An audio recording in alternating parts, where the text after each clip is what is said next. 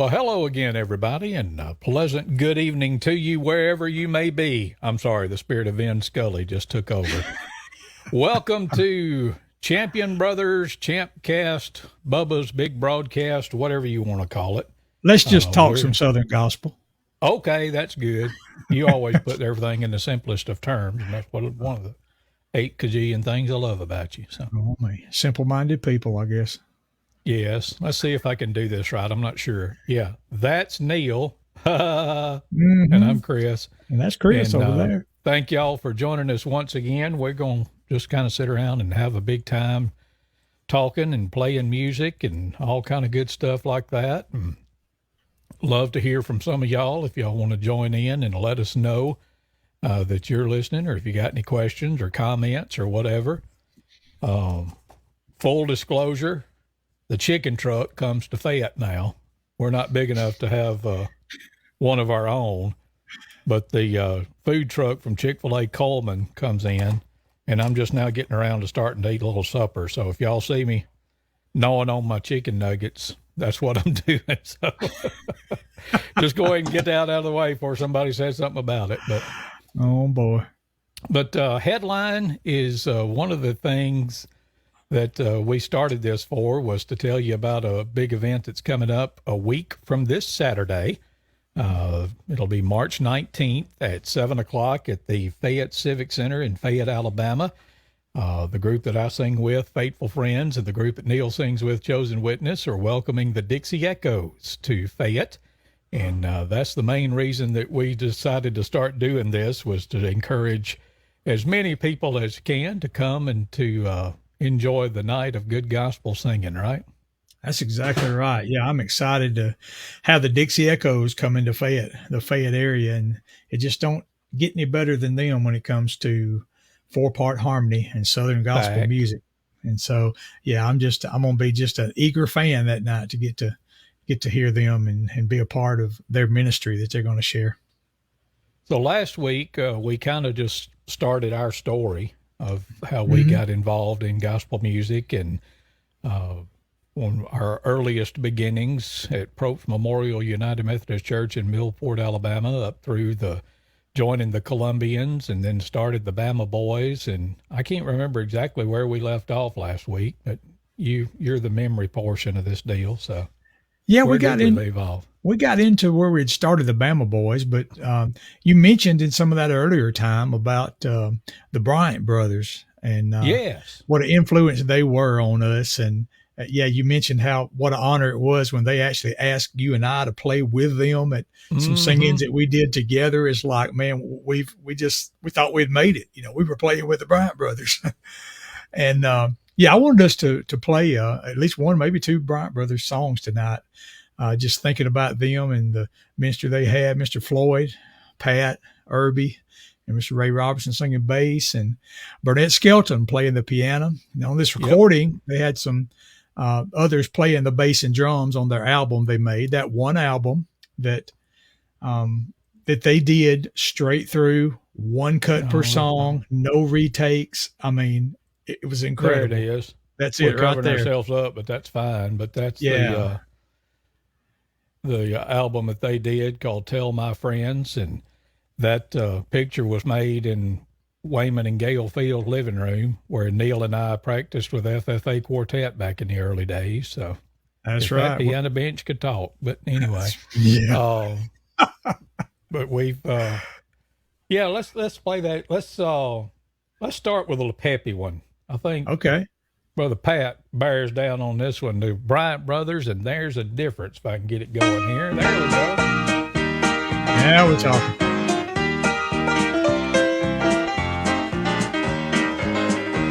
Some people go to church most every Sunday morning, for they believe there is a God above.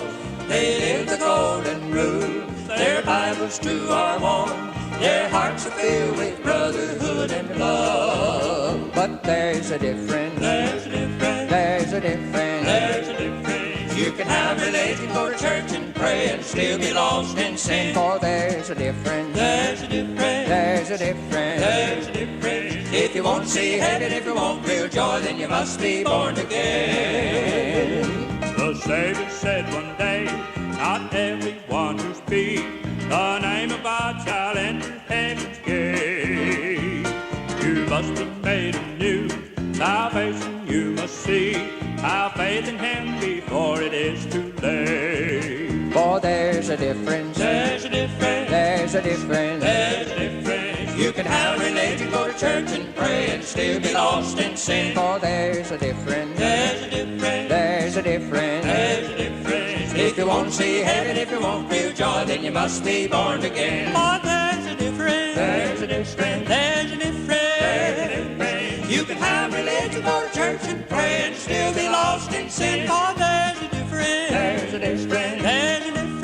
There's a difference. If you won't see heaven, if you won't feel joy, then you must be born again.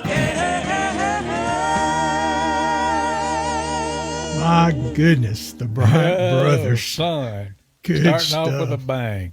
That's and right. I was, I think, Pat sung that first verse and Herbie sang the second one. That's and it right. made me think of this that you posted on the Bama Boys Facebook page. But we were singing at Oaks Chapel in the Crossville community just outside of Vernon. And Brother Herbie and his family were there that night. There we Neil go. just froze up for a second, but he'll be back shortly. But they passed this note up to us while we were singing. And Joe, Chris, and Neil, will you please sing the national anthem for me? and Neil saved that. And I think, is that Daddy's writing or is that? That's Daddy's handwriting. Yeah, our dad wrote that date and all on there. And yeah, Mr. Irby asked us to sing that at that church that night. Yeah, that was cool. But A lot of good memories. Yep. But like we talked about last week, the first time that they asked me to play drums, I was just like, you could have knocked me over with a feather. And I think that may have been the quietest I've ever played the drums in my life before or since. But Right. You didn't want good somebody to stuff. say to turn the drums down that night, huh? Nope. But they continued at just about every time we'd sing with them after that. Yeah. They would ask us to play. And Yes. I know, I can't remember what the circumstances were, but we had a kind of thing, kind of like what we're doing this next Saturday night at Hannah Methodist in Gordo, where a bunch of us just kind of got together and decided we wanted to have a singing. Yep. And I got to sing a song with them. I can't remember, man. but I'm Cool. trying to remember what song it was. But I was like, okay, well, if you don't now, you may never get the chance. So I think I asked them if I could, and they're like, yeah, come on. Yeah, I would jump at that opportunity. You mentioned Mr. Pat got it kind of kicked off there, Mr. Irby on that second verse, and then Mr. Floyd is the one that took the lead on that last chorus. So that got all three of them, the Bryant brothers, at that time. Now, I think in other times in the Bryant brothers, there might have been another brother, at least one, that sang. Mr. Fred Bryant, did he sing with them at one time, I think? Yeah. Yep.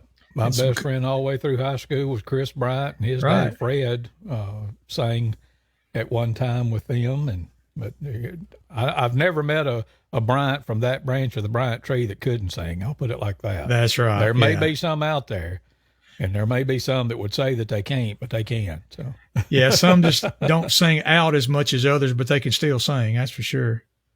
Yep. Let's say hey to some folks. Drew Yeah, do Gordon that. is listening or watching us tonight from Nebraska. He moved off to Nebraska and Wow. working at a college out there, I believe. And Deborah Okay. and Nathaniel's on here tonight. And Cool. Jason Baines wanted to know if I had enough chicken nuggets to share. Yeah, come on. You've made more than one flying trip to my house before, so if you want to make another, and we'll have some for you. How about this? Keith Wilson's in Tampa to watch the other Bama boys play basketball tonight Well, there you go. in Hey, about Keith. 25 minutes. I'm not looking at you or off the screen, but yeah, Mississippi State and South Carolina's playing right now, and Bama and Vandy play after them. Well, I'll just go ahead and give a roll time. Ellen Morrison's here tonight. Hey, Ellen. Kay's with us again this week. All right. R.A. Morton. You know who that is, Neil?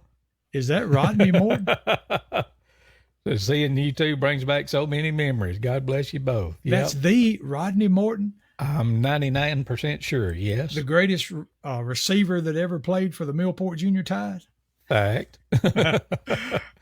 And Carol's here, Darren, and Kathy Taylor, and Dave Ezel, and join us from North Carolina. Neil, I'm going to tell you something now. I got to looking at the statistics from last week. I feel like I'm James Spann now because I'm waving my hands all in front of the camera. Okay, but that's all right. We got so many views last week that we have almost gone bacterial. So Bacterial. some of y'all figure that out a little bit, but I tickle myself sometimes. But yeah, so we've got, let's see, we've already got Alabama, Mississippi, North Carolina, and Florida and Nebraska in the house tonight. So, man, I wonder what's the chances that every one of those states will be represented March 19th? I don't know. You never know. you never know. It'll load up and come. That's right. Oh, this is Ronald. That's okay, right. RA is Ronald that's with us tonight. So, okay, 1% that I wasn't sure about. Well, all right. So, Ronald, you got to put your whole name up there. And I think that I've made that. Go ahead. I think I've made that same mistake before, and I'm sorry about that, Ronald. I think on Facebook one time I said it's just Rodney, but yeah, hey, he's the brother, so that'll work. We're glad to see you, Ronald. And there's Rick Jones listening in from Missouri. So, man, we're getting about the whole SEC and then some in here. So, yeah. You want to play another Bryant Brothers song? Hey, I would love it. How about that when you mentioned last week? You said something about we always thought that Tell My Friends was a Bryant Brothers song. We didn't realize the Weatherfords had done it and lots of others before then, but to us, it was a Bryant Brothers song. Here's the Bryant Brothers and Tell My Friends. As soon as I can get it going here. Here we go.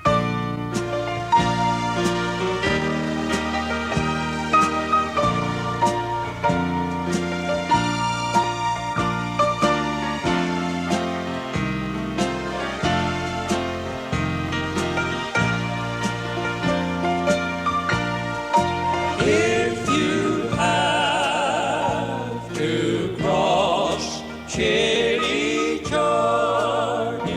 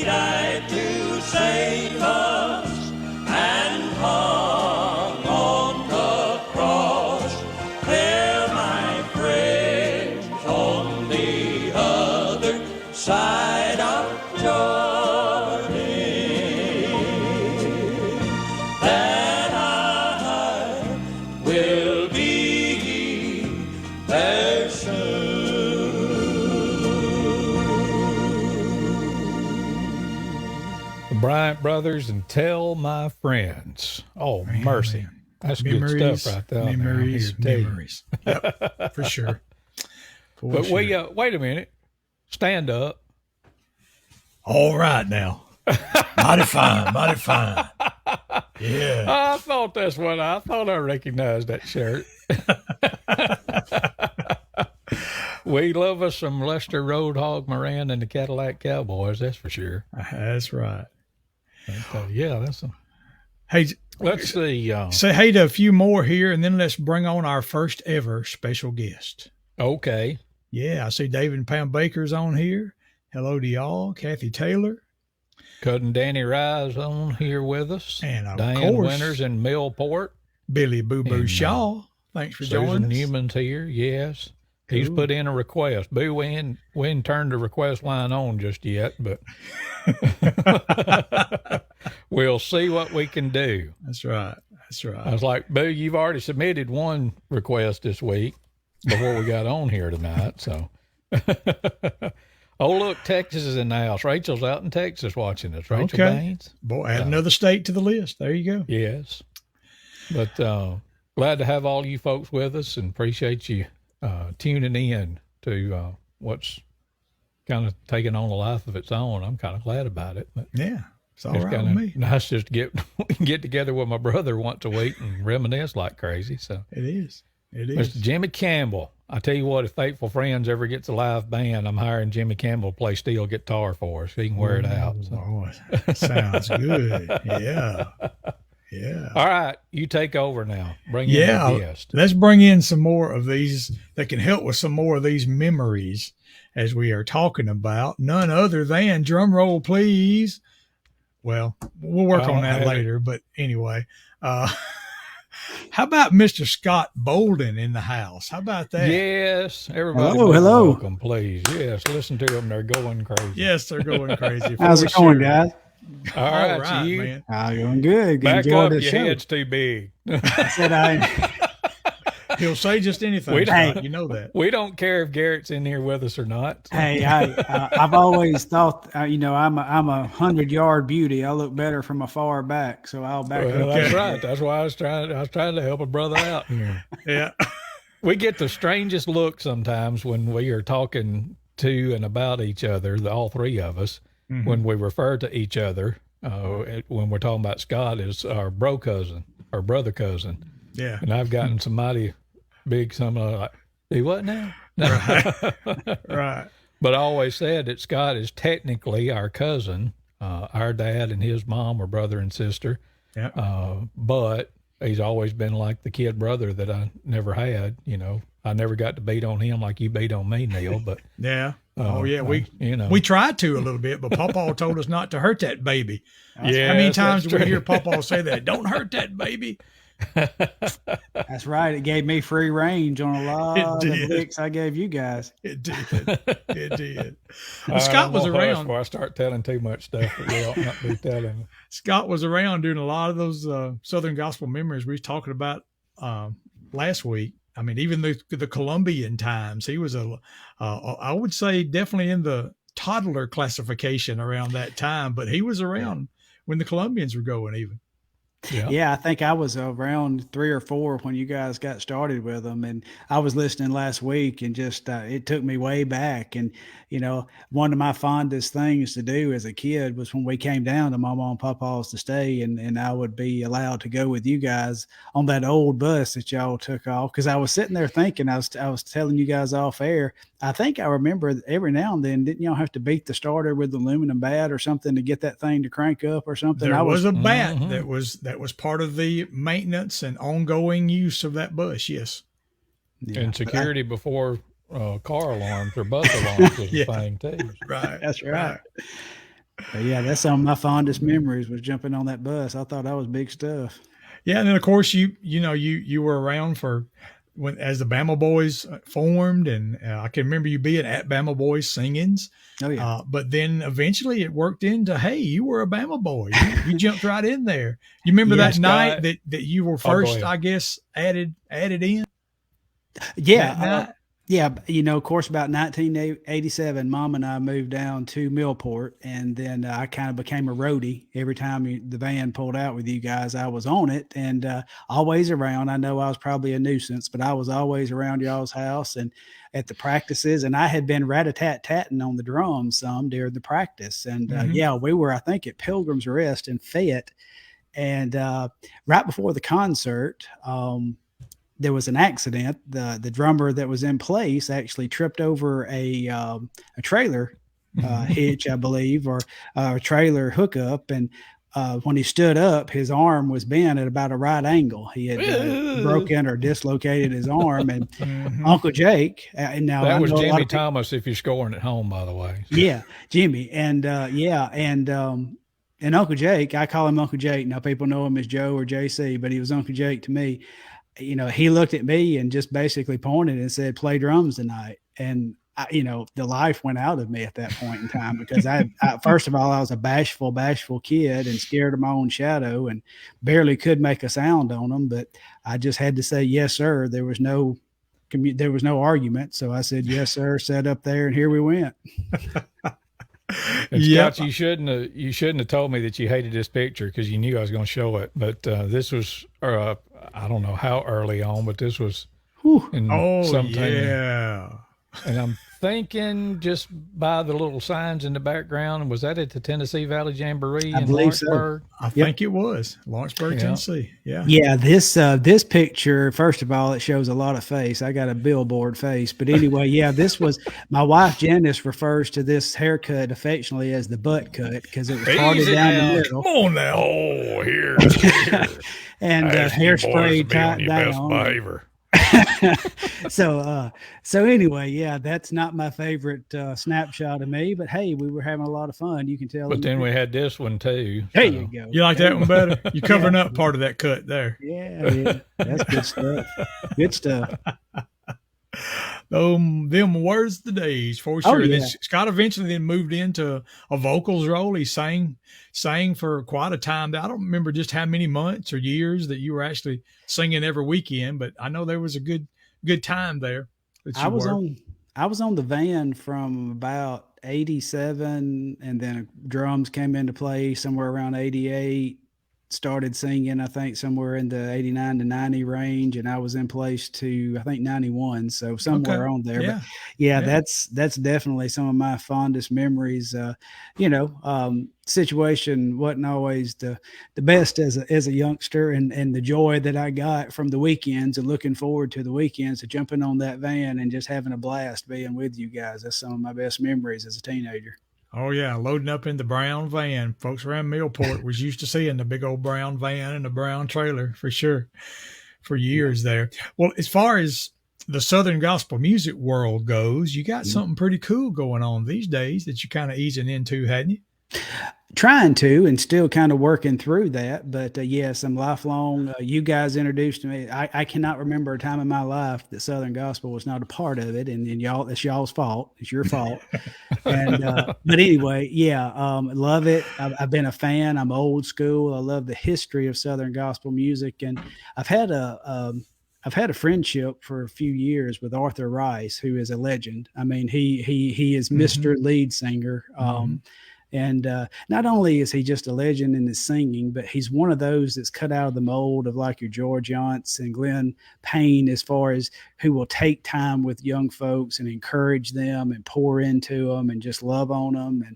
And he is passionate about preserving Southern gospel history, to the point that he is the president of the Southern Gospel Music Association. So yes, I have become a lifetime member of that organization, and trying to move into a role of helping promote the association. That is cool. Yeah, that is good. Chris Chris was fortunate enough to get inducted into the Lamar County Gospel Music Association. And of course, our dad was added to that too. And then I even snuck in there, if you will. Well, I'm going to interrupt here because they got it exactly backwards. Neil should have been first, then Dad, then me. I'm not sure what, I'm not going to. We won't talk about then. But anyway, but what you're talking about working with, Scott, I mean, that's the national yes gospel music Yes. association that hosts the Hall of Fame, right? Yes, in 1994, the Southern Gospel Music Association was formed, and its sole purpose was formed to create a Hall of Fame, so to speak.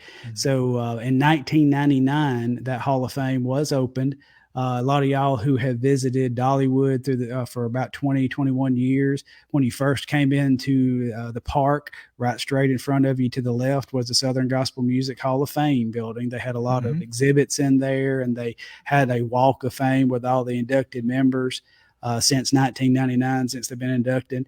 And so a lot of y'all are familiar with that, that's been to Dollywood and be able to see that. Now, the relationship with Dollywood came to an end last year during the pandemic. Dollywood made some changes, and they decided to use the space that they had generously given to the Hall of Fame for years. They were going to use that and repurpose it for something else. So everything was taken out, and it was announced just a few months ago that God answered prayers and provided another place to house the Southern Gospel Music Hall of Fame. And anybody who goes to Pigeon Forge knows, or may have seen the news, that it's going to be at the Biblical Times Theater building. It's going to be Biblical Times Theater. They have a Southern Gospel presentation, a show, a dinner show that they have, and have several groups in ever so often. And there's going to be a space now that's going to actually house the Southern Gospel Music Hall of Fame. That is Bravo. cool. Definitely cool. Yeah, the Biblical Times Theater, I've been privileged to go and see a couple of different presentations there. And actually, I mean, there's the dinner theater part, but then there's also a restaurant there, Yes. Feaster on Teaster. And yeah, you can literally hurt yourself in that place. But yeah, I was excited when I got when I heard how that was going to come together like that. That's good. Oh, yeah. Good stuff. And a lot of people that's watching this tonight are longtime lovers of Southern gospel music and believe in the tradition of Southern gospel music and probably would like to see it preserved and passed down to generations. And if you go to sgma.org, that's the website. And you can get on there. You can see ways that you can donate. Right now, there's a lot of expenses with moving the Hall of Fame and getting that set up so they could use support. And you can become a member for only $20 a year. For $20 a year, you get a membership into the Southern Gospel Music Association, and you get to nominate and have a say in who is inducted. 2 living and 2 deceased members are inducted every year. So as a member, you get to participate in that. So I'd encourage, if you love Southern gospel music, visit the website, sgma.org, and check them out. Absolutely. Absolutely. Chris, have you happen to have another song that we could share? We didn't really talk specifically about anything tonight, but if you got one just kind of laying around, you could drop in, since we're talking about Southern gospel music. I see. I was trying to do 2 things at once, which and then I threw you a curve. Always know how that goes. But yeah, I was going to put this up for about the SGMA so that can run in case somebody didn't get that. But there you go, sgma.org. Yeah. I don't know. What do you want, Neil? I need some guidance here. Yeah, whatever you can. Just got your Bama hand Boys in. Oh, that would work since we was talking about Bama Boys. How about? Oh. Go ahead, Scott. Can I make a request? Sure. Maybe. Y'all, maybe. I love it. Y'all took a trip up through the Where Are You project last time. So maybe I guess we're to the Payday in Heaven project. How about something like either A Different Way or Gonna Be Moving? One of those. How about one of those tunes? Is that in the playlist? Ask and ye shall receive. There we go. The Bama Boys. Gonna Be Moving.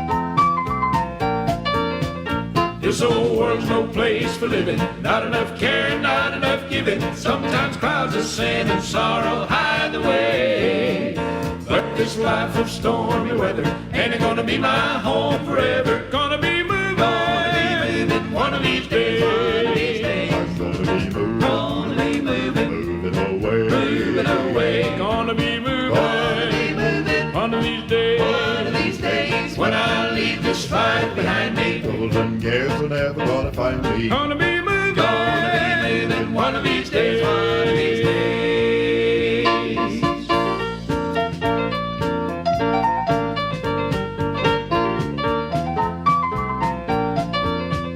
There won't be no time for crying, no more sickness, torn and dying. Joy awaits me in that mansion far away. Lord's gonna be my next door neighbor. Gonna be moving one of these days. I'm gonna be moving. Gonna be moving, Moving away. moving away. Gonna be moving Gonna be moving one of these days. one of these days when I leave this life behind me. Troubles and cares are never gonna Bear find down. me. Gonna be Gonna be moving moving one of these days, one of these days. I'm gonna be moving. Gonna be moving, Moving away. moving away. Gonna be moving Gonna be moving one of these days. one of these days when I leave this life behind me. Troubles and cares are never gonna find me. Gonna be moving Gonna be moving one of these days when I leave this life behind me. Troubles and cares are never gonna find me. Gonna be moving one of these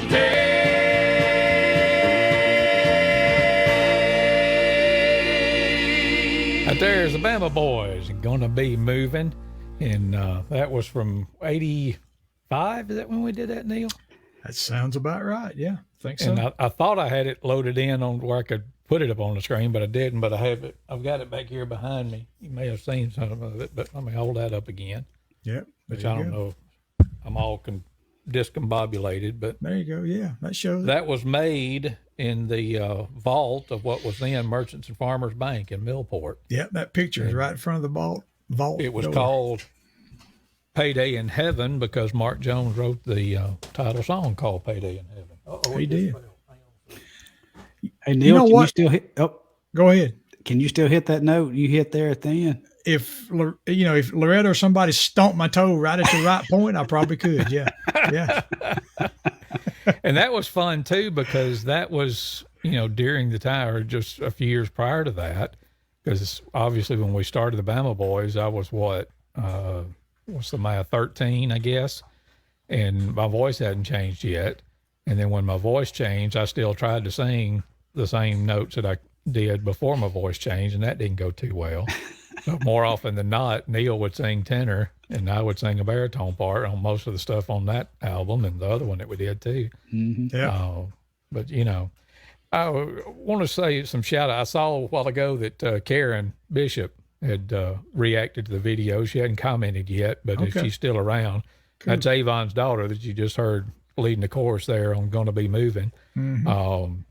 But Donna Coker's here, and Patsy Bryant Cook, and Dean Bryant Springer, and Kay Shackelford. I think we already talked about her. Let's see here. I wanted to mention a couple of things. Miss Donna Margaret Coker. Hey, Corbett, Donna. yes, Go ahead. I'm sorry. said that we were talking about Mr. Irby Bryant, the Bryant brothers, a while ago. Said Irby's daughter Melanie sung a song at Oaks Chapel this past Sunday. Neil, she was in your class, man, wasn't she? she was. And I don't know Yep, that I've there's ever heard her Karen. sing a special. Karen already checked in now. Oh, so yeah. said she's loving it. Now, Scott pointed this out to me, and right after I saw it, and Miss Ellen Morrison asked this question. She says it's probably dumb. No, there's no such thing as dumb question. What's the difference in Southern gospel music? Well, we could probably be here till this time next week and still not completely answer it. It's just, it's one of those, what is it? Is it objective or subjective when it's, Scott, help me out. You're the smart one of the bunch. When it Subjective. comes to language. Okay. Yeah. But it's Southern gospel music is different things to different folks. Right. I started doing this deal a little over a month ago called Real Southern Gospel Music. And to me, real Southern gospel music primarily is four guys and a piano, just what we would call traditional quartet music, like you're going to hear from the Dixie Echoes next Saturday night. But it's different to everybody. I mean, the McCameys are considered Southern gospel. The Hoppers, just the whole, but, at the end of the day, it's music that presents the gospel in a non-rock and roll contemporary way, I guess is the best way I know how to put it. And it's Although more about, there are some that's under that Southern gospel label now that are going in that direction, and that's fine. I don't care what it is. As long as you present Jesus to people, and if they respond to it, then mission accomplished as far as I'm concerned. But absolutely. all right, soapbox mugs off. Y'all go now. Now, I was just going to say that, to me, it's more about the vocal harmonies than the music part of it. To me, when I think of Southern gospel, it's like it lets the vocal harmony shine. Now, somebody can sing a solo and it be a Southern gospel song, but in general, I think of the harmonies when I think of Southern gospel.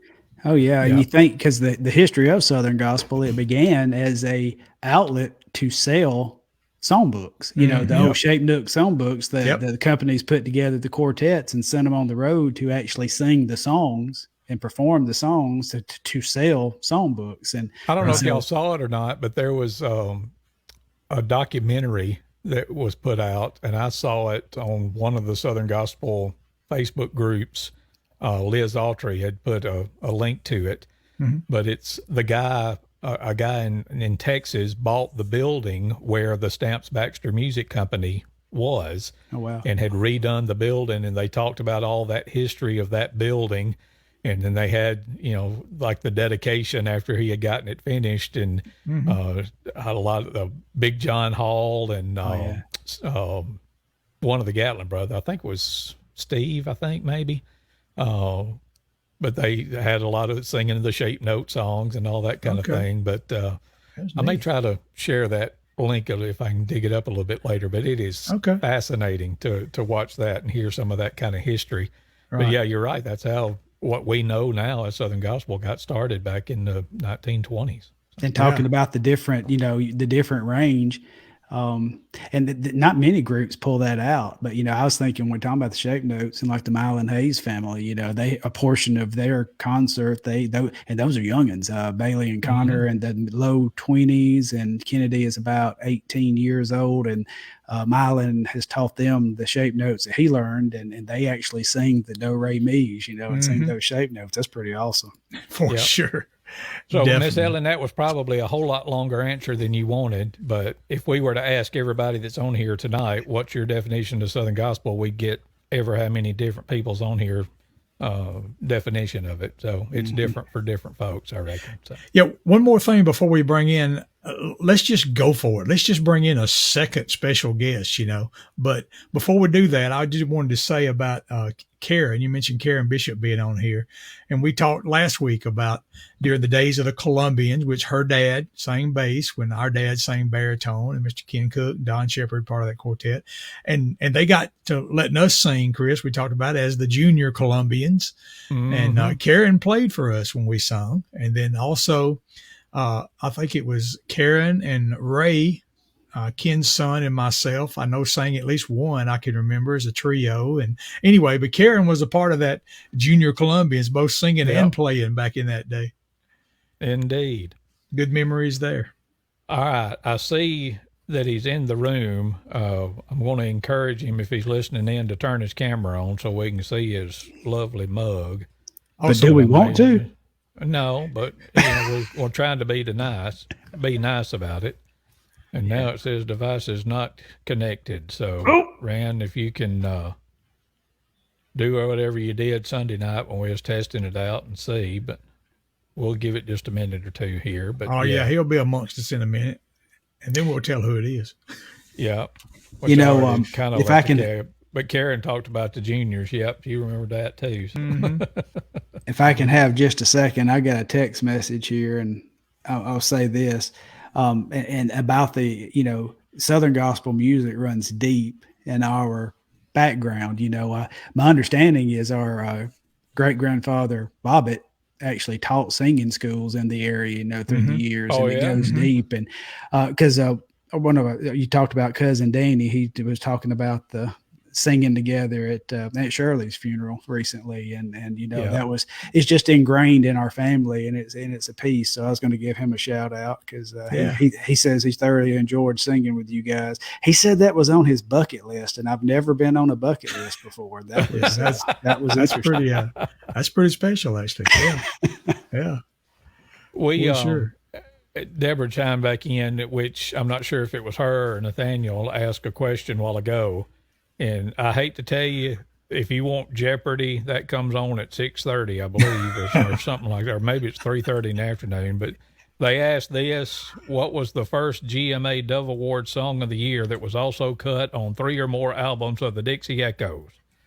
Somebody's been digging for some trivia. Yeah. Here's an answer. I don't know. There you go. Can't say that I know either. I would guess hide thou me. I don't know. I have no idea. Yeah, who knows? It was Deborah that asked that, but Okay. You're giving us way under more credit than we deserve if you're going to ask us questions like that. But now, if you'll ask what the third song in the second set was when we sung at Chapel Hill in 1987, Neil can tell you that. So I might could. There's a distinct possibility. Yeah. Yeah. now they say Jesus is coming soon. So there you go. Okay. That was, yeah. I was close. Yep. All right, let's see if we can. We still don't have nothing but a circle. But Do we have audio? Hey, enter in. Sign Hey, in, there he please. is. well, Is that Randy Pennington I hear back there in the background? It- Oh, we lost him Was. again. Uh-oh. I think we got internet connectivity problems tonight. Oh, man. Again, if you're scoring at home, the technical difficulty started at 40 minutes and 51 seconds into the broadcast tonight. Let's try this again. You there, Ryan? can you hear me now? We got can. you. We can't see you, but I pretty much guarantee you I sound better than I look. So Okay. well, what? I I don't- mean, what's going on? Why can't we could see you the other day when we I tested? What's don't happening? know. I don't know. I'm in Vernon instead of High Togie. Reckon it makes a big difference. That probably yeah. does. Has a Went lot off- to do with the internet connection. I Went reckon, off to the so. big city, I guess. All I've right. got my geekish girlfriend in here trying to help me, and both of us together can't figure this out. All right. Well, tell Marcia I said hey. Hey, they said, hey, Marcia. Hey guys. All righty then. Oh, look, there's Marcia too. We got more special guests than we bargained for. That's right. Well, I'm enjoying watching and hearing you three people, but I don't know why you can't see me, but you're probably just as well off. But Well, Randy was, back in the day, he was around for a lot of the Bama Boys times, even some of the Columbians times, playing with groups, and we'd see him at sing-ins, and he even he filled in with the Bama Boys a time or two. So he was, we just called him our honorary Bama boy because he was kind of a part of us, even though he wasn't officially. He never signed a contract or anything, but he was an honorary Bama boy for sure. What do you think, Randy? Wait a minute, I got to add him back. when you first Oh, pretty okay. much gave me that title there, and I thought, well, I don't know if I'll ever live up to this, but hey, we'll do what we can. Sure. Get up there and sing just like you about 2 or 3 dozen times through the years at random. It was always a lot of fun. It sure Oh was. man, yeah, just Yeah. like you. You'd usually Yeah. have your guitar, and we. Move I can over, remember Brian that. Free. That's right. That's right. Yeah. Uh-huh. If we didn't have the delay that we have, I would say, well, let's just slide into it, but it would be a hot mess because Right. y'all are Everybody's all delayed. hearing Yeah. me about a quarter second, and I'm hearing y'all back about a quarter second later Oh, than what it yeah. was. So we figured out when we were singing "I'll Fly Away" backwards last week that we can't hardly do that. So. Right. Right. Well, we've But- actually got assembled here tonight. We got the once a year quartet, we called it there for a while anyhow, right here tonight. Here we That's Tell us are. about it, right. Neil.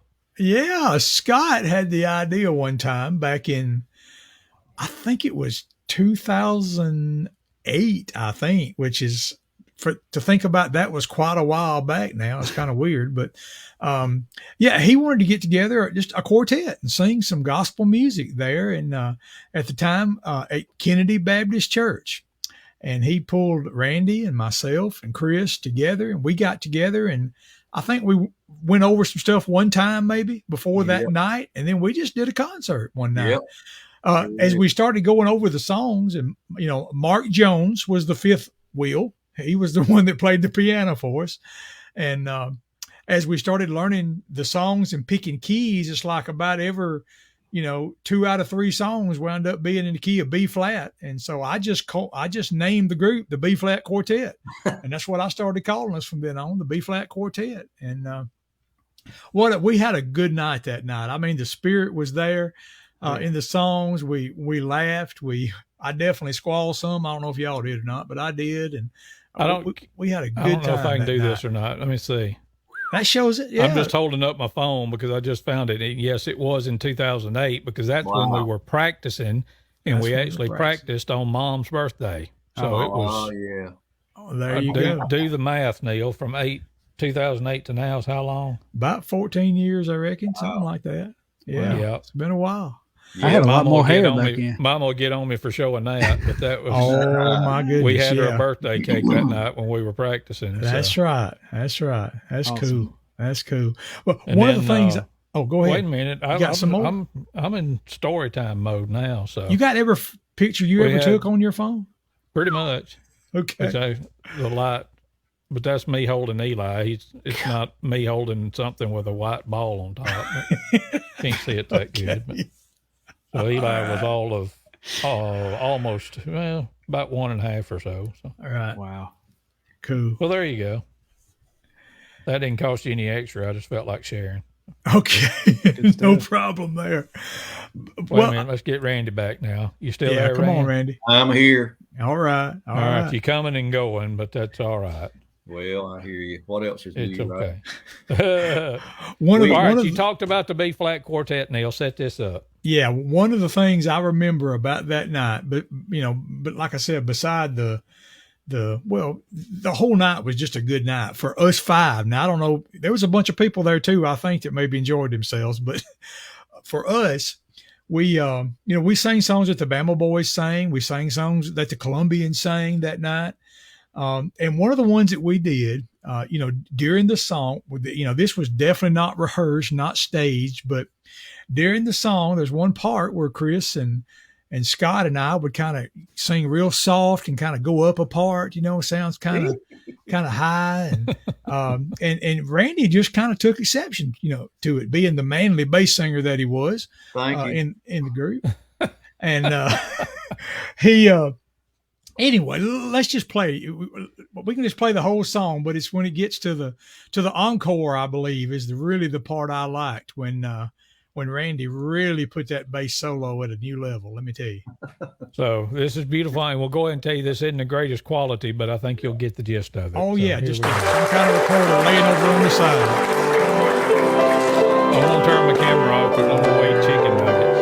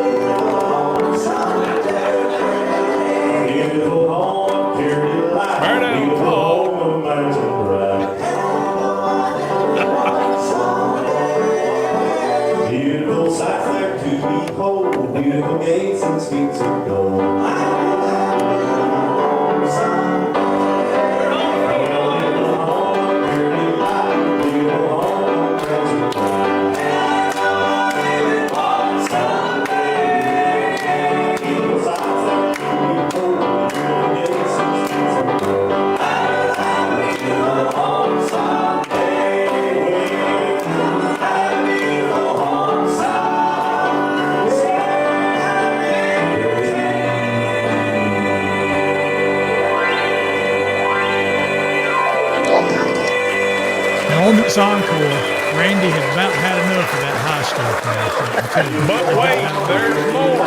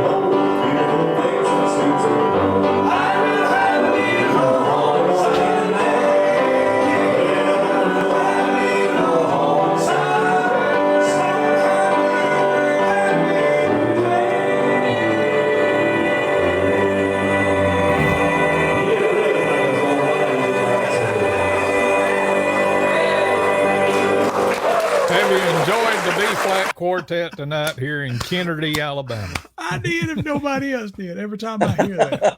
Oh my goodness. And who you was talking to Mr. Max Turner there at the very end, I think, on that last bass slide. Do you remember what you said? No, he was pointing at me like, really take it on down another notch. Like, right. I still cut hair for a living, dude. This ain't Tim Riley up here. Yeah, he said you didn't really think I was gonna go all the way down, did you? Yeah, Max? I started down there like, yeah, really. Yeah. Oh, good Still waiting on my stuff. voice to change again. Yeah, are you okay? Yeah. Well, now we took these a vote, days- Randy, and we liked it better with just your avatar up there. So. Well, that's no, what I'm kidding. Well, I'm I'm trying to kidding. tell That's you. not true. I'm glad to see you. Well, thank you. I finally got my iPhone cranked up. If I couldn't get my laptop, I'll get something working. All Thanks, right. Marsha. I'm Good glad. deal. Marsha helped me again. What else is new? All right. Now, if you want to be Good like deal. the rest of us, which you rarely do, which is one of the things that I love about you, is that you don't run with the crowd. But if you'll turn your phone sideways, you'll be in the whole screen. He'll be black barless. That's Yeah, it. see, the black bars are gone now. Yeah. Now we can count the hairs in your nose because we're looking up at you. But You heard it I'm here, just, folks. I'm just here to have a good time. No. I I'm hear just you. moving. I'm a little I hear more you. mobile than you fellas are. I'm standing here with my phone in my hand You now. are. I'm just kind of. Well, sit down. I Get No, can I'm Marcy. sitting sit down. I'm sitting Oh, down. okay. Well, you said you were standing there. I took you literally. Well, anyhow, I'm good. Well, here's So- the rest of the Randy. No, go ahead. You was fixing to say something, Neil. Go ahead. No, I was going to say it. Randy's doing these days. He's doing some singing right close to you, ain't he? Yes, on the other end of me. Yeah. Wait a minute, that didn't come out Yeah, like I meant I for it don't to. think it like you wanted it. No. Yeah, well, you know what I mean. When quartet Right. stands in line, I'm on one end and Randy's on the other. Yes. But yeah, Randy's been my barber for a whole long time. I mean, I went away for 10 years. And then when they released me from the federal penitentiary in Nashville, that's not how that went. No, don't think That's so. what it sounded like when I said I went away for 10 years. Mhm. But you did before that. And then when after I moved back, he's been my barber since 2002. And we've gotten to see each other. I remember several years ago, we went to a bluegrass gospel concert over in Fulton, Mississippi. And, Yes, sir. and I was always trying to poke and prod Randy into doing some singing with us. And we started Faithful Friends as a trio with Ken Cook and Johnny Duran and me. And after we had sung for, about a year or so, I finally talked Randy into it, and he started singing bass with us. And not long after that, we recorded a CD. Now, for you younger folks, that was a digital music disc that some people used to have players that they put it in. I mean, did you ever think you'd see the day we had to explain what a CD and not explain what a record was? No. Because vinyl's made the Coming big, back. strong comeback. And Yep. I saw a thing the other day. It said that actually vinyl outsold CDs for the first time in a long time last year. Wow. So Goodness anyway, gracious. but we made a recording, and Randy's on it. And so he'll be with us next Saturday night in Fayette, Alabama, at the Fayette Civic Center when we welcome the Dixie Echoes to town.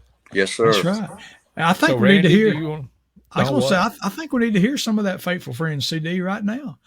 Because Well. Ken Cook, who was with the Colombians that we talked about, is part of it. Johnny Duran, who actually sang with us in Chosen Witness for about 8 years, part of it. And, of course, you and Randy. So why don't you just spin us one off that CD? Well, if you're going to twist my arm, but it's with the caveat that we're going to play a Chosen Witness off of y'all's latest one here in a little bit. Well, you hear, Randy, we might as well feature you. There you go. Here we go. Faithful Friends, I can tell you now the time. Get after it, Rand. I remember the time when in darkness I wandered farther from home. On the mountain of sin, I had traveled so long, like the prodigal son, all my goods I had squandered. Sadly I roamed, but the Savior came in, and he gave me a song. I can can tell you now the time. I can tell you the time. I can take you to the place. I can show you the place where the Lord saved me. Where the Lord saved me by His wonderful grace. By His wonderful grace. But I cannot tell you how. For I know not the how. And I cannot tell you. And I know not the why. But you tell me all about it. He will tell me all about it in the by and by.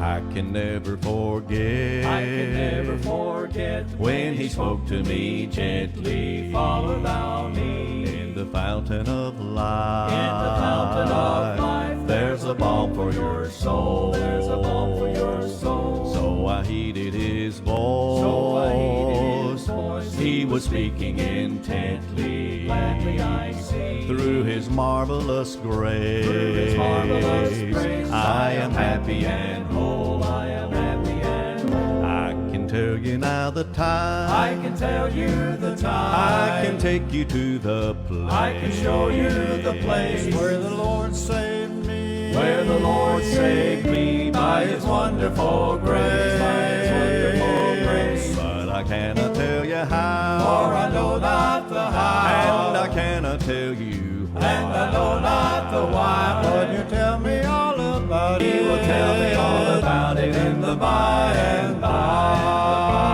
Well, I can tell you now the time. I can tell you the time. I can take you to that place. I can show you the place where the Lord saved me. Where the Lord saved me by His wonderful grace. By His wonderful grace. But I cannot tell you how. For I know not the how. And I cannot tell you. And I know not the why. But you tell me all about it. He will tell me all about it in the by and by. He will tell me all about it. In the by and by. In the by and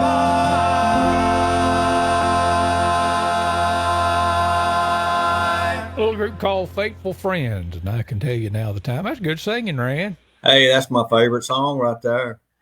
Hey, The that's tenor the real singer deal. leaves a lot to be desired, but Hey, he is doing the best he could.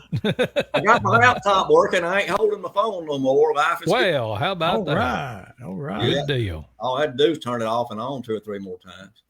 That's first rule Is of that tech all? support. Fix Yeah. Turn it it off on. and turn it back on again. I tell There you. you go. Yeah. Rand, talk a little bit more about you. I want to know your history in gospel music, and the folks that's tuning in might want to know a little bit about it too. Well, I was sitting here enjoying listening to y'all talk about the early days for y'all and all. I grew up in a musical home. My mama and daddy, before my mom and daddy even married each other, daddy was the song leader at Mount Zion and mama played the piano. And then they got married and continued to do that for the next 50 something years. And so from the time I was a little bitty kid, I was watching Jubilee on Sunday mornings, every Sunday morning. Smelling that bacon frying, boy. Lord when I have hear mercy. that. Grew up watching that, and I grew up going with Daddy when I was a little bitty kid, all the way on up into high school to those convention singings on Sunday afternoon, bringing all those songbooks in there and everybody singing and having a big time. So I grew up, and I'll grow old loving Southern gospel music. It's absolutely my favorite. I make no apologies. And you sung and played with several different groups down through the years, hadn't you? Right out of high school, I cannot for the life of me remember the name of the little quartet that I played bass in out of Ewan. And then shortly after that, Mark Finch and I joined the Pilgrims Quartet over in Amory, Mississippi. He was singing bass and I was playing bass, well, high school buddies. And later on, I sung with Bobby and Kenneth McDaniel and Mark and some other folks, Patricia Carr, and in the Servants Quartet. Then I had the privilege and pleasure to sing with my own brother in the New Revivers for about 3 years back in the late 90s. And then I was kind of, dabbled around with a little bluegrass gospel. I love bluegrass too. And Yes. played some bluegrass music with Jeff Long and the Glasgow Brothers. Sort of an honorary. I'm way taller than the Glasgow boys are, but I'm sort of an honorary of Glasgow too. I'm the one up on stage that don't fit just right. But One of these things is not like the other. That's right. So that's but what you say on Sesame Street. That's right. I love them Glasgow boys. I've sung, and I'm an honorary Glasgow when I wasn't an honorary champion there. So I've been back and forth.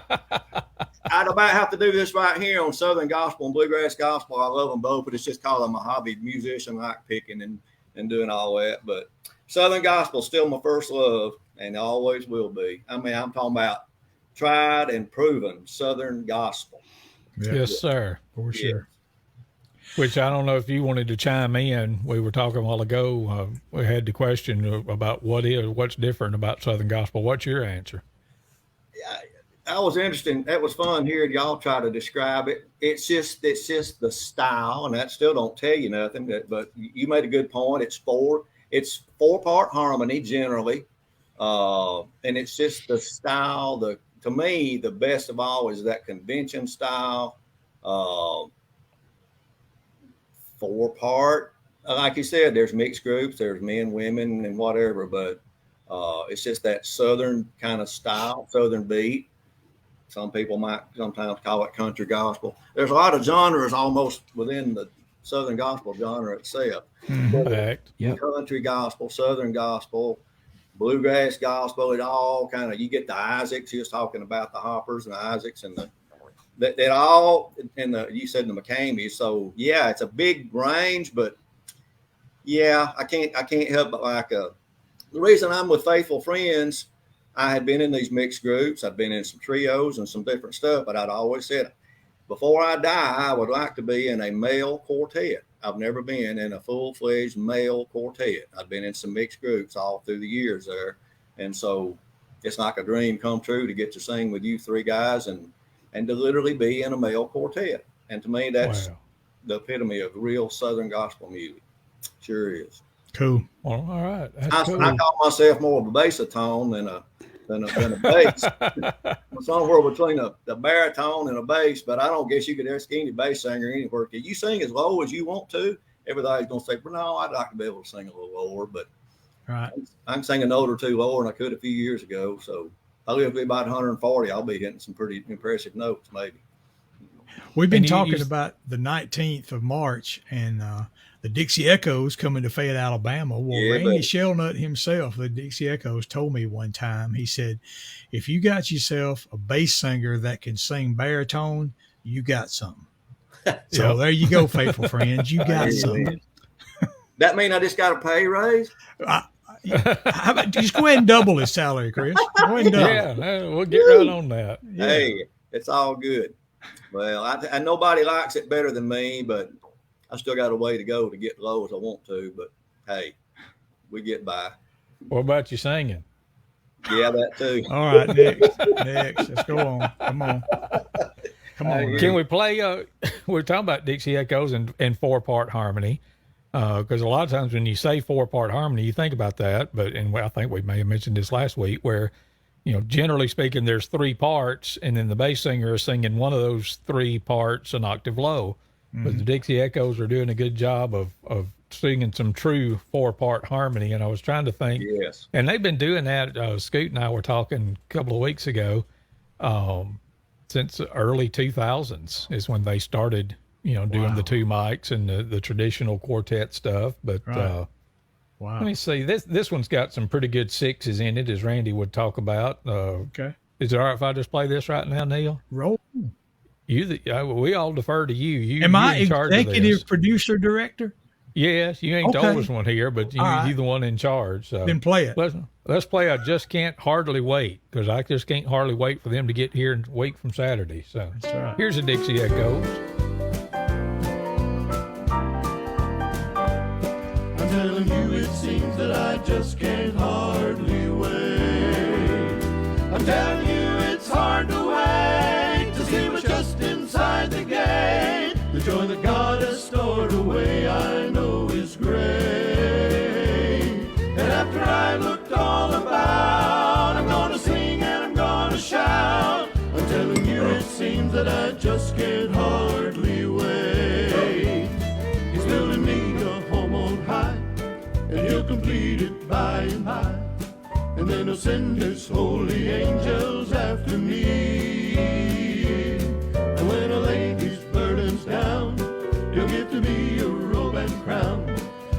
telling you it seems that I just can't hardly wait. I'm telling you it's hard to wait to see what's just inside the gate. The joy that God has stored away, I know is great.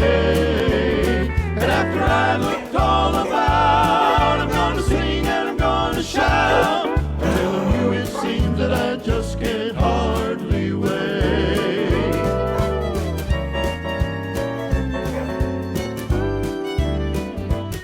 Well, the first thing I long to see will be my Savior smiling sweet. I'll see my mother and my relations too. Oh, the many they'll welcome me up there.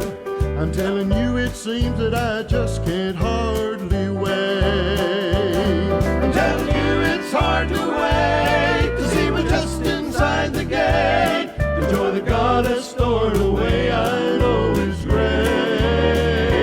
And after I've looked all about, I'm gonna sing and I'm gonna shout. I'm telling you it seems that I just can't hardly wait. I'm telling you it's hard to wait to see what's just inside the gate. The joy that God has stored away, I know is great. And after I've looked all about, I'm gonna sing and I'm gonna shout. I'm telling you it seems that I just can't hardly wait. I'm telling you it seems that I just can't hardly wait.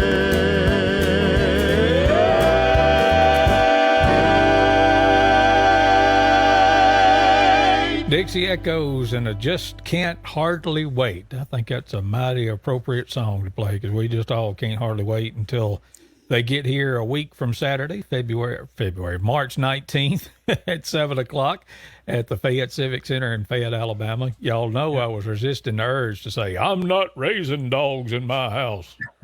Could y'all hear the dogs barking during that song? Yeah. Okay, well, Yes. you know, it happens.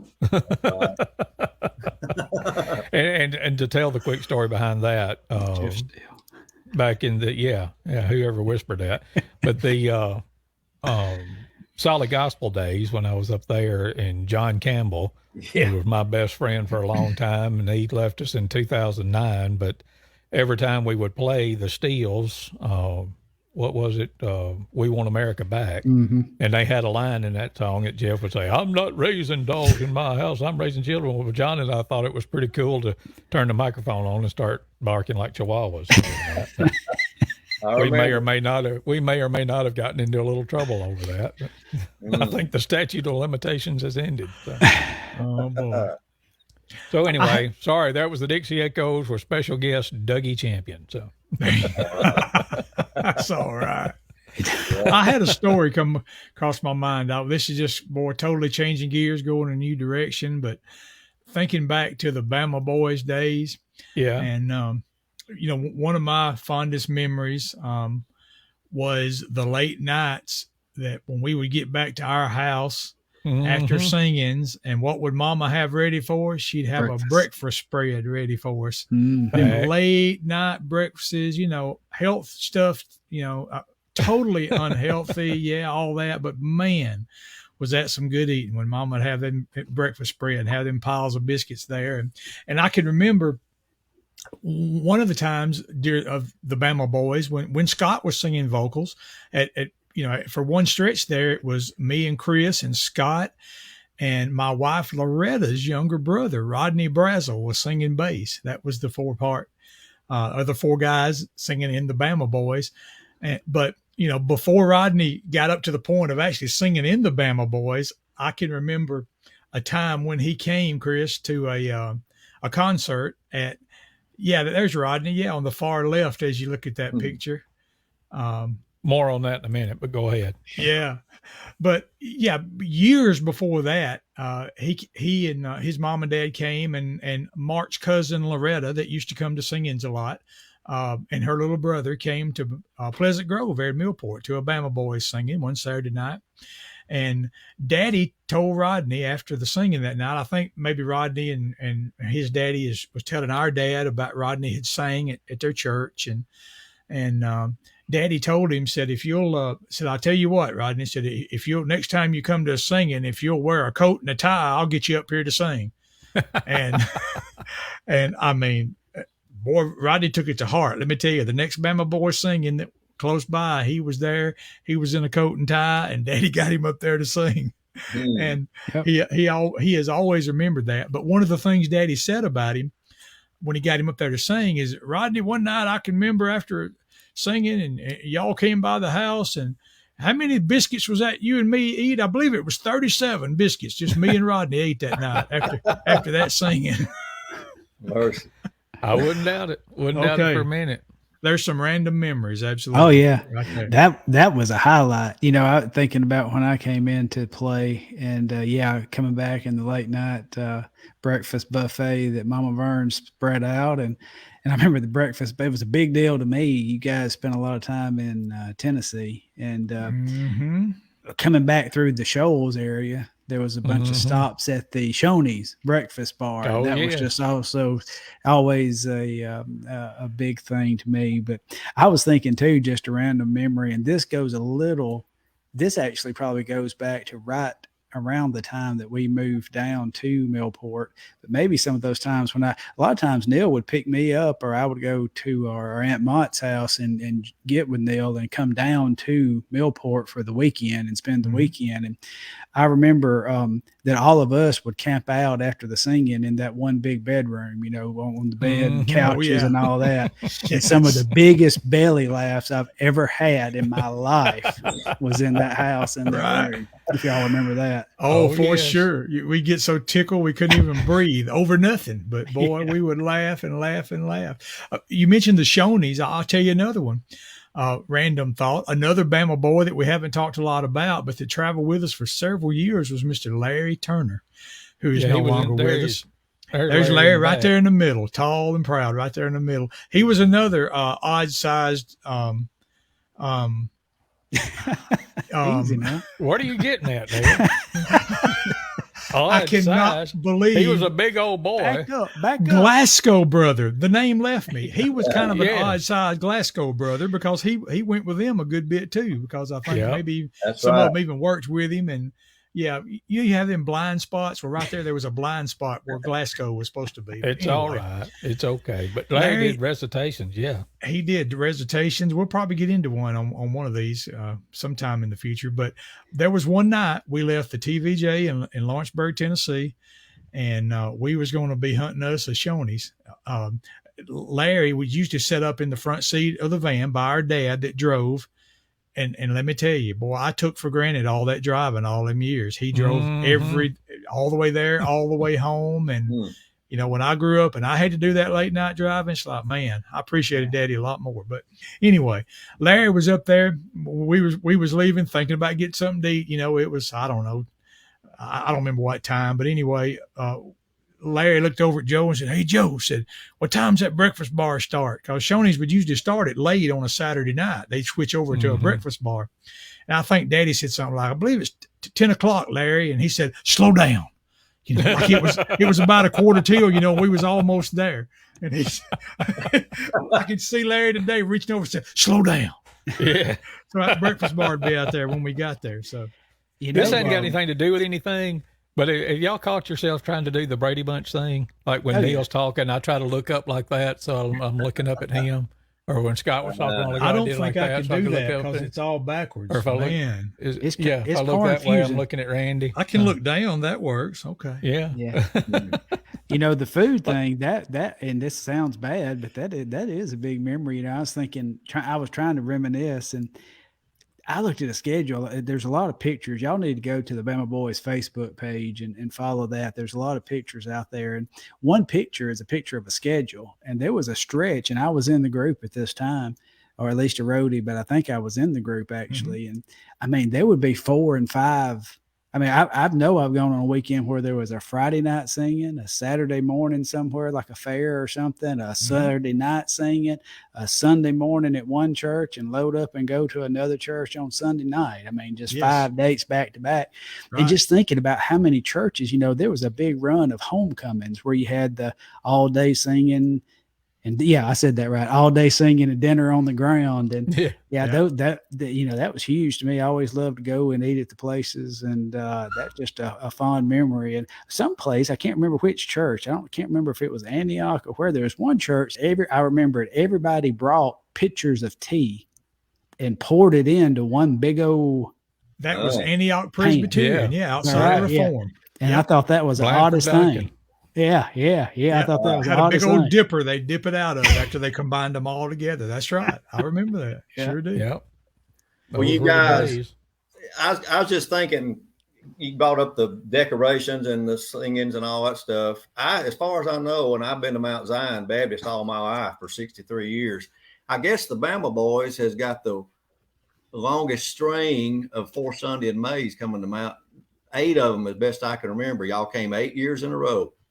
The first time you came, I didn't really know y'all. I'd heard of the Bama Boys, and there's that little old red-headed, blonde-headed boy up there playing the drums, and everybody else standing around. And later on, I got to know these guys. Then I'd see y'all at the bowling alley every now and then. There's them 2 guys that sings in the Bama Boys. Yeah. At the bowling alley, carrying on a little bit. Scott, did you get it? I don't remember if you got in on some of the Mount Zion 4 Sunday days back in those days. Absolutely. Yeah, I was there, and I love those days, and I'm one that I refuse to get any arguments over church music and using this, using that. I believe if it's scripturally sound and it praises the Lord, then it's very usable in worship. But I do miss those days. I miss those days of the singings, and you could throw a rock and hit a church that was having a singing somewhere in our area. Not only local groups like we were, but you would have a major traveling group somewhere within a 45-minute to an hour drive. Right. And I hear a lot of, through the years, I've heard, why don't we have that anymore? And I don't know. I was thinking the other day about, I've heard Gerald Wolfe say many times that, share it, grow that. My love was grown from you guys, and it was intentionally put into me. And when we got in a vehicle, if I got in the car with Neil or Chris to go somewhere, there was Southern gospel music playing. I remember the night that I heard harmony for the first time was riding in a Yeller Celica with Chris. And he was playing the McCameys, Getting Used to the Dark. And y'all had worked with me forever, and I could not get it. And that night, it just absolutely popped, and I could hear all the parts. And then from then on, it's been that way. But it has to be a culture. And, I say to our people watching, if you love Southern gospel music, share it. Support it, encourage the young folk. I've never met a young person that Southern gospel was presented to in the right way with no bias that didn't just love it. I mean, it's just the truth. Yes. Yeah. It's generational. It's just like the morning call, the show that I do on the radio here in Fayette. It doesn't matter who's sitting in the chair doing the talking in the mornings, but great grandparents listen to it, and their kids and their kids and their kids listen to it too. And I've got listeners from 8 to 80 and then some on both ends. And it's the same way with this music. I apologize for my soapbox, but I've been told, I specifically one time, Pastor looked me in the eyes and said that, that the hymns in the Southern gospel was just not usable anymore. And I just, let's not. Come on now. No, I mean, it's the message within the lyrics. That's another thing I thought about what is Southern gospel music. Not all, because there's some filler songs on Southern gospel music CDs. There are. I mean, some of those, it's just we need an extra song or two, and the message maybe not that deep. But by and large, you listen to the music through the generations of Southern gospel and the meat of the message and the biblical soundness in the lyrics, and it's incomparable to me. Yeah. Okay, I'll hush now. Sorry. Bye. It's all right. No, don't leave. I'm a little passionate. And kind of putting a bow on this part of it, which we've been going for an hour and 20 minutes. Y'all got anywhere to be? Oh my goodness, it's already an hour and 20 minutes. Yeah. Boy, flies by. But, and Neil, I'm going to let you pick, but Chosen Witness's latest CD, Just Us and Some Hymns that y'all recorded at Scott Studio in Kennedy. Yeah. But that, this is hymns and Southern gospel. And so I'll just say this is Exhibit A. Neil, you tell me what song you want me to play.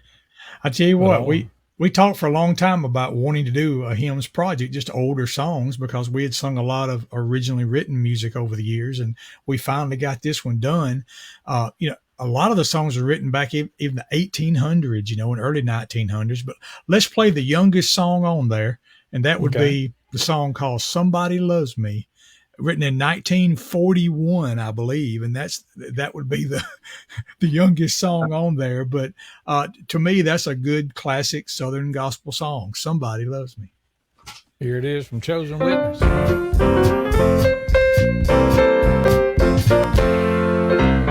I'm in love with my Savior and He's in love with me. He's with me from day to day. What a friend is He. Watches over me while I sleep, hears me when I pray. I'm as happy as I can be, and I now can say, somebody loves me, answers my prayer. I love somebody, I know He cares. Somebody tells me not to repine. That somebody is Jesus, and I know He's mine. You'll be happy if you will let Jesus have His way. He has worked for us all to do every passing day. Feed the hungry and cheer the sad, for the sinner pray. You'll have joy that you never had, and you then can say, somebody loves me, answers my prayer. I love somebody, I know He cares. Somebody tells me not to repine. That somebody is Jesus, and I know He's mine.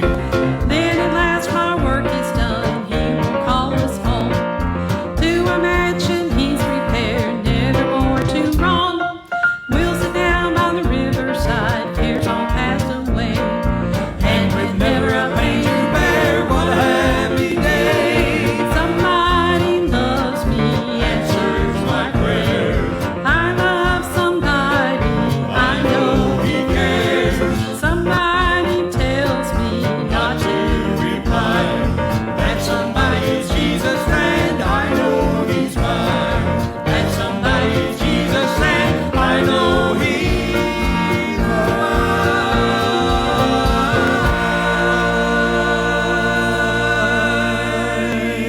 mine. Chosen Witness, and Somebody Loves Me. That's good stuff, Neil. For sure. Another story I got to share right quick before we go. Thinking about, I believe this happened at Mount Zion, if I'm not mistaken.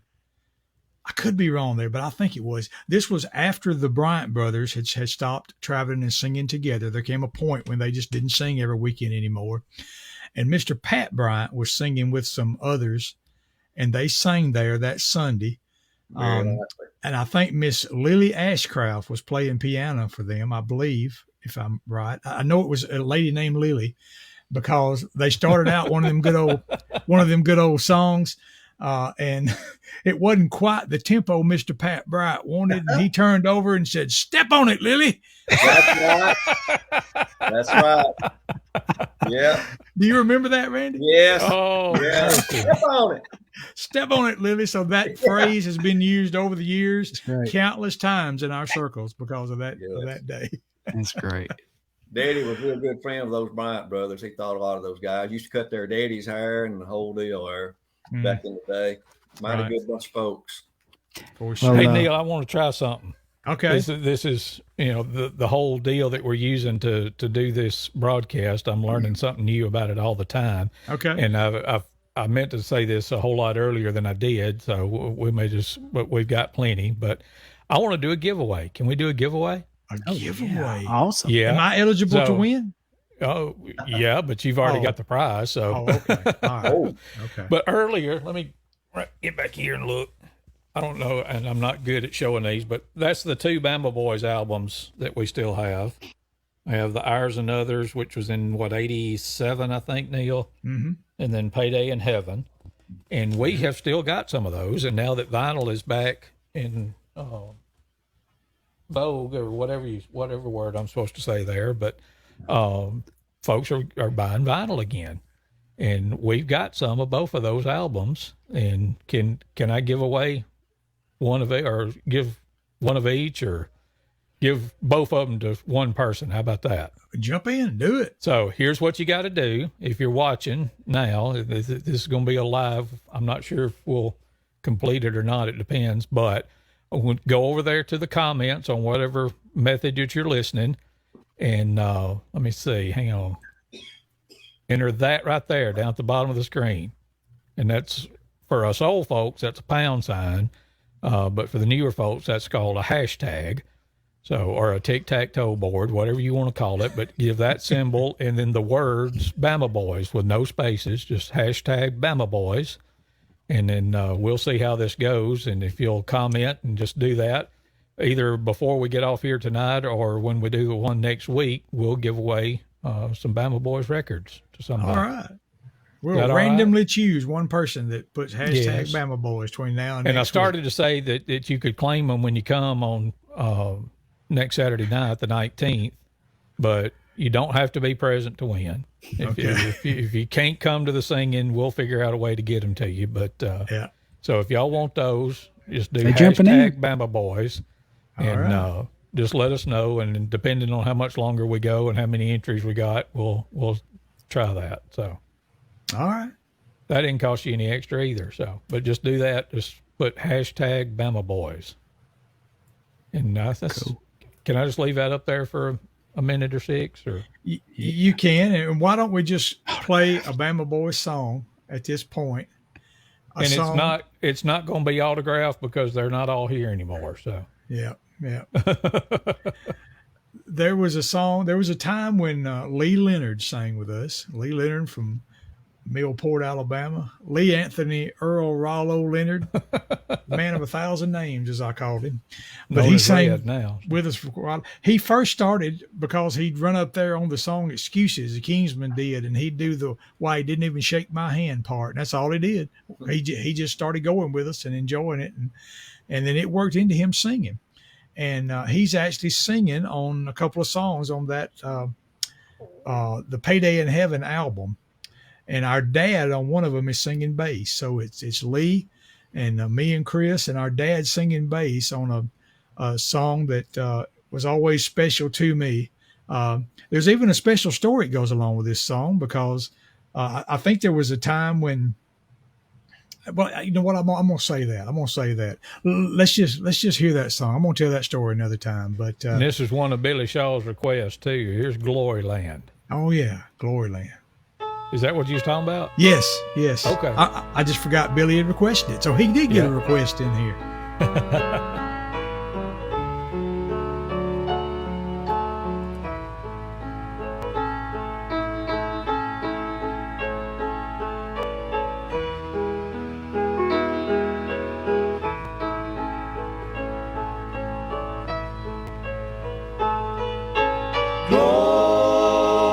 Glory land,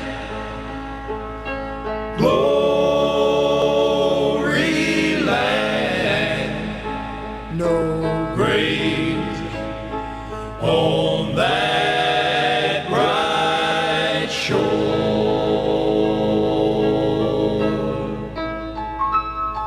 The lame will walk in glory land. The blind up there will see.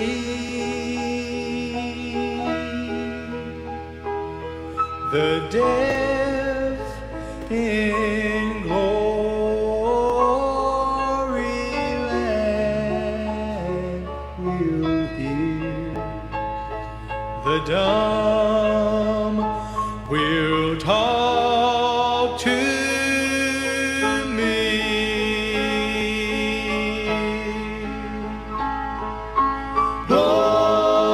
Glory land, glory land, up there will I know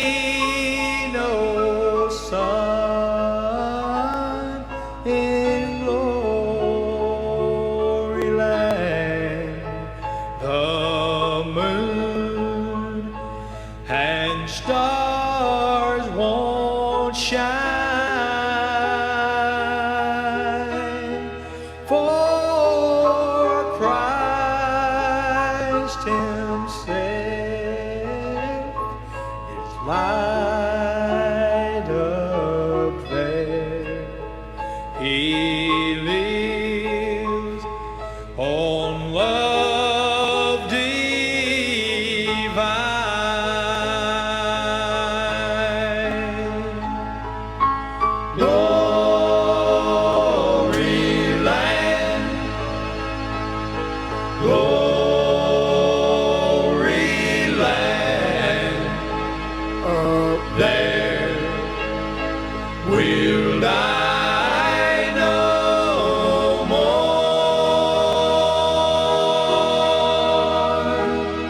No coffins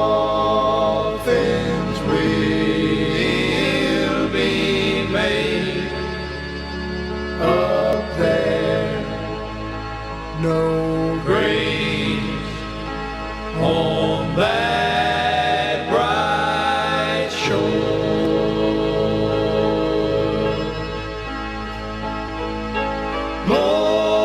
Glory land, glory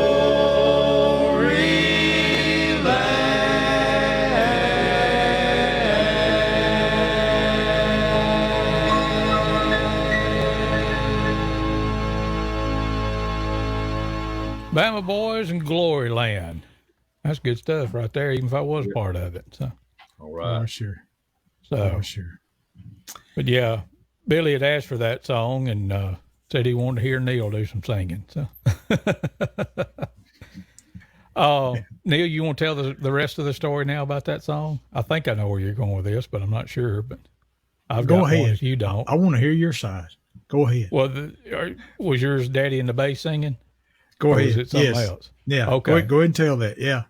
But we did that song with Lee singing lead on the chorus, and Daddy was singing bass. Well, it was in a key that was, a little bit too low for Dad to get all the notes that he wanted to do. Well, but then back then, you did recording to tape. It was like, a 2-inch tape that they ran in the control room. And we couldn't figure out, and Daddy was like, I'm not sure about that, and I'm not sure if I can hit that note or not or whatever. Well, Billy Maddox was the engineer, and he got an idea. He said, well, let's do this. Let's speed up the tape. And then when you sing with it and then we slow it back down, it'll be in key and you'll have the note. So he sped it up to where we sounded almost like chipmunks. But then Daddy sung it and knocked it out of the park, and then he slowed it back down, and it's like sound like J.D. Sumner singing bass on that. Right. So a couple of them notes, JD sounded notes, Daddy's words are a little bit long and slower than we're saying them, but the note was spot on, buddy. And if you're wondering why the hashtag Bama Boys are down there, I got the right idea to do a giveaway. And if you will get in the comments and put hashtag or # or tic-tac-toe board and then Bama Boys, just mash it all up together. Just do # BAMABOYS with no spaces. If you'll do that, either before we go off tonight or next week, we'll give away the 2 Bama Boys records that we have here. So I want to ask Scott and Randy a question, and that is, do you remember the first song that you ever sang? Let me back up. Do you remember the first gospel song that you ever sang out in public somewhere, at a church or, at a gathering or something like that? Absolutely. Lay it on me. As far as being in front of people and not being in like little child groups in front of the church or something like that, VBS, but as far as that, it was with you guys. And it's after we moved down to Millport, and y'all would do an old song called A Beautiful Life a cappella. And the main 4 singers at that time, of course, was Neil and Chris and Uncle Jake, JC, and Avon. And then they would bring they would do a little bit where the band could outdo them, and the band members would get up and sing that song. And then in an iteration of that, I became one of the ones that would come up. And so I sang lead on A Beautiful Life, scared, slapped to death. That was the first time. Because again, I was told at a basketball game, and I guess there's a reason that people feel about me like this at a basketball game, but I had one of my classmates say, I tried to tell my family member, you used to be quiet. And I mean, I was a shy, bashful, scared kid back then. And I remember just shaking to death, but that was another one of those things where I was not asked, did I want to sing? Uncle Jake looked at me and said, you're singing. Sing. And here we go. Yeah.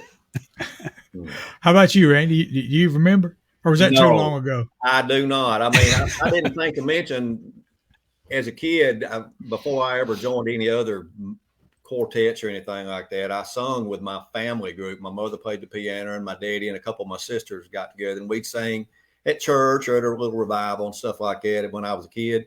But no, we just did hymns and stuff back then. So I literally do not remember. That was Neil quite a and while ago. Neil and Chris.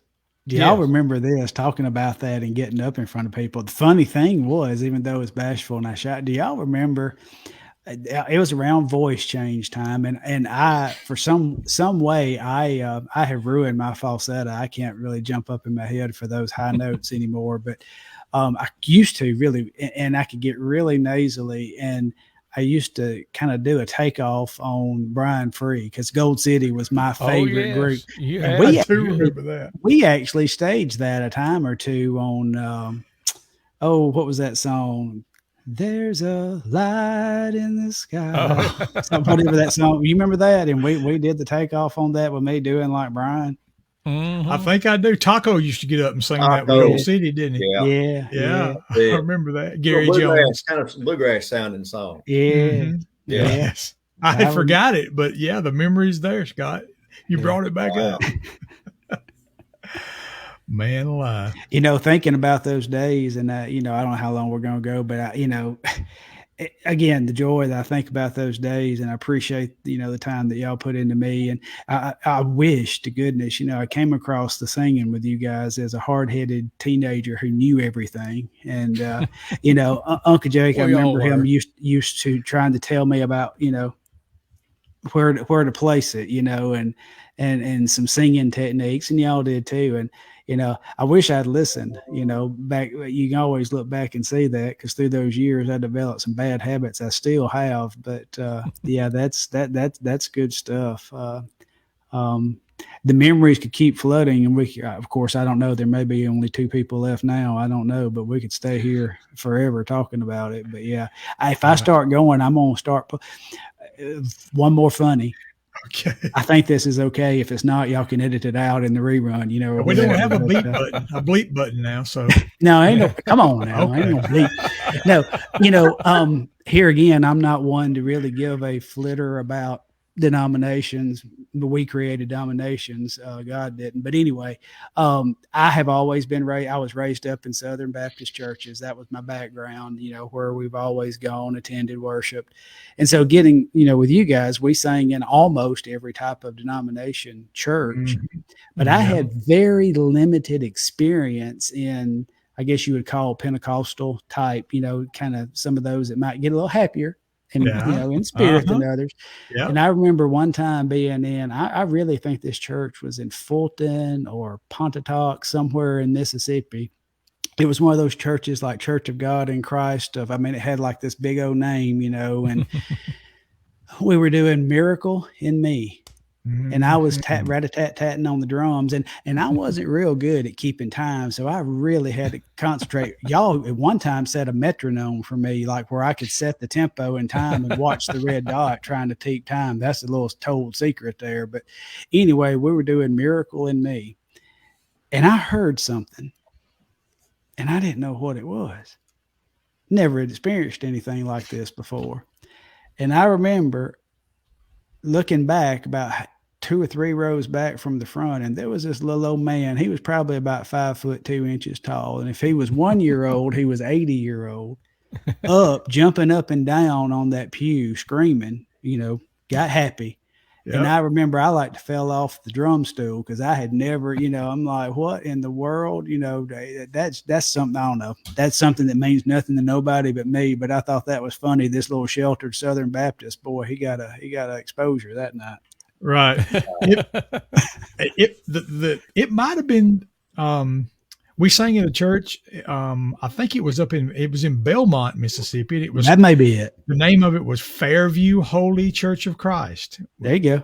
And I can remember us being there one year and folks getting happy for sure. That might have been the same one. Was that? Seems like it was a joint concert, maybe with that. The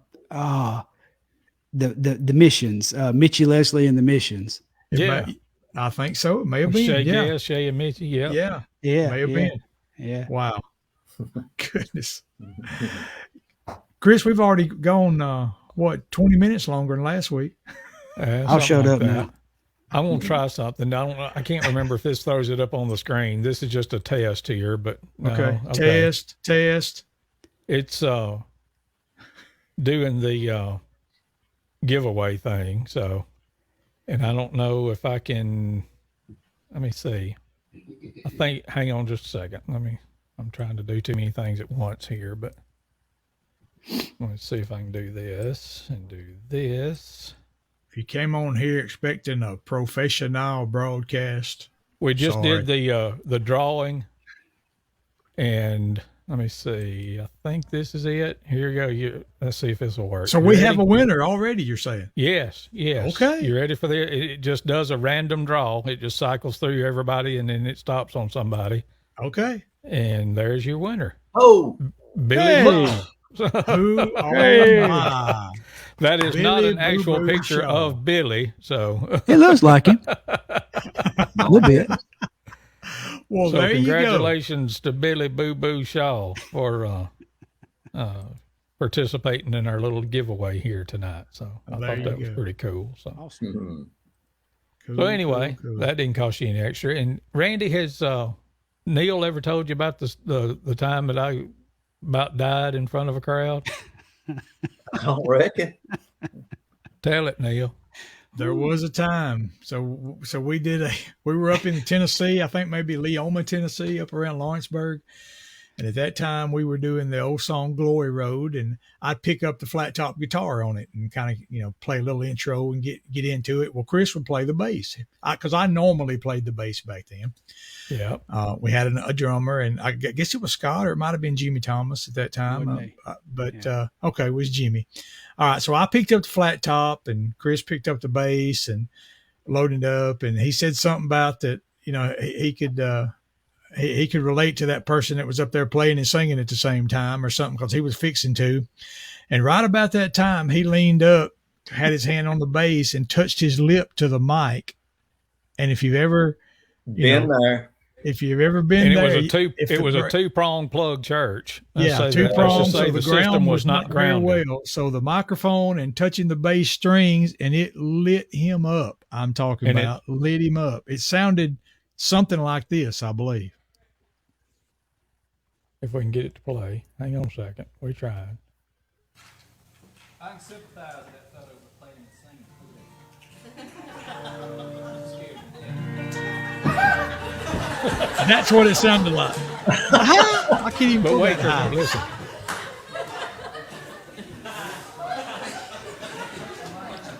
That's everybody laughing at me.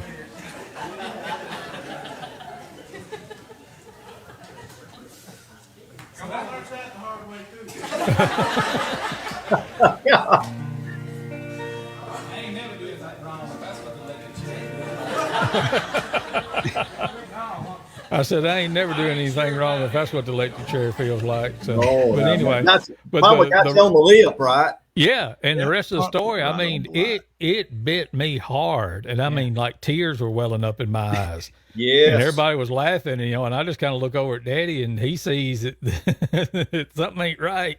Yeah. I have literally done that. And it took me myself. that long to recover before I could say something like, I ain't never doing nothing wrong if that's what electrocution feels like. Yep. Yes. I just took off playing the intro, and he had to just stand there and cry and sing Glory Road. Yeah. When your upper lip's kind of numb there and tingly for a little while, I've done that myself. Mostly playing a bass and walk up and sing a song and I buzz that upper lip. Goodness. You completed the circuit. For Yeah. sure. For sure. Never said better, never did that again. I probably have, but it wasn't nowhere near as bad as that was because the bass had steel strings on it. Right. Yeah. And of course, the microphone was metal and Yes. the system wasn't grounded. Like I say, it was one of those two prongs that we just plugged an adapter in and didn't ground it to the outlet. So, yep. No, it didn't quite take the hair off, but pretty close. The servant quartet that I sang with from over in Ambry, we had a singing over in Tupelo years ago, and actually we were warming up the cathedral quartet that night. That was a pretty big night. Oh, man. And one song, I was going to walk up with the bass, and I was going to be featured, and I curled that upper lip up myself that night. doing just what you did. I guess that's the reason my mustache won't grow real good. Man, oh, wow. Oh, I know. Goodness Been there, gracious. brother. Mm. Rough being a bass player. Yeah, for sure. Well, boys, I think it's getting about time to wrap it up. I took a quick break while we were listening to one of those songs a while ago and found out I've got a house full of company that's coming in. My sister-in-law and niece and nephews here. So Well, there you go. Well, there's that's going to what be the dog- this. That's what the dogs was barking at a while ago. Oh, okay. Well, there's going to be this singing as we depart here on Yes, Saturday tell it night. all. March the 19th. It's going to be at the Fayette Civic Center, where the very first ever Bama Boys Summer Special was held back in the In mid-80s. 1985, because I did some 1985. research and I did find out and did confirm it was 1985. There you go. So we're back there again hosting the Dixie Echoes. Y'all come, y'all support them. We're going to have a time. I can guarantee you God is going to meet with us that night. And so come and be a part of that. You'll also get to hear Faithful Friends, Randy and Chris and their guys, and Chosen Witness will probably get in a little bit even. And Sure. Scott, come are and you join coming? us. Sir, Are you coming? I believe I'm going to try to make that. Yeah, All no, right. I'm going to be with We may bells make on. you sing some too then. Oh, You yeah. might even be representing, right, that night? You're going to be representing? We're trying. Okay, all right, okay. We'll Tammy, wait then. Tammy Rice is the administrator of SGMA, and that's Arthur's wife. And she's supposed to be sending me some goodies for SGMA, where we might could, if anybody wanted to join, or there's some other goodies there. We're trying. Not sure. Okay. It depends on the USPS, I do believe, is how this is going to finally end up. But we're going to give her a shot. Well, if nothing else, you can share with the people there that night some about the SGMA. If nothing else, how about that? You gonna make me talk in front of folks? I There don't you know. go. Remember, you're over that shyness now, so there you go. You have been for the last hour and 40-something minutes. So. I ain't looking them in the eyeballs, though. Next Thursday night, we're going to do this again, though. If y'all will come back. Oh, okay. There'll All be right. some more special guests. And matter of fact, let's just go ahead and tell them who one of them is. We plan to have, Chris, who we're going to have? Scoot. We're going to have Mr. Randy Scoot Shellnut Jr. himself is going to join us next Thursday night, and maybe even somebody else. But come back and join us again if you like hearing about some of those memories. If you like this real Southern gospel music, and we'll definitely remind you about March 19th too. Oh, yes. Randy, Scott, thank y'all for joining us tonight. It's Thank you so always much. good to get together and see what's going on and reminisce and go and talk about the good old days. Wouldn't it be cool if we'd have known that was the good old days when it was happening? I'd have It would have been, wouldn't you? Looked at them different at the time, for sure. Yeah. But thanks to everybody that's joined us tonight and commented. Billy, we'll get you. I hope you'll be there on the 19th, but we'll get your records to you whenever we can. But thank y'all for joining us, and hope you'll be back with us next Thursday night at 7:00 for our little get together here. What I say, Champion Brothers, ChampCast, Bubba's Big Broadcast. I think that's Let's talk gonna be some the Southern official name. gospel. Yeah, that's it. All Good right. night, everybody. Love y'all. Good night. Appreciate See you. ya. God bless. Bye. Bye.